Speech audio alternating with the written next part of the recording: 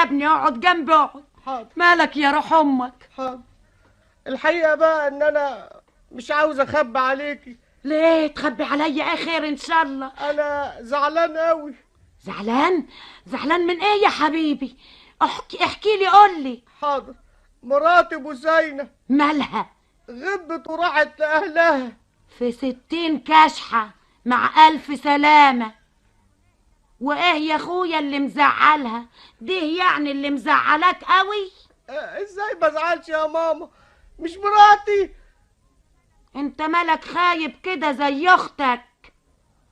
وإيه سبب زعلها يا سيدي؟ بقول لها قومي اغسلي لي القميص، لوت لي بوزها وراحت شخطه فيا وقالت لي ما تقوم تغسله انت. اخص عليها أما بجحة. الله، تخليك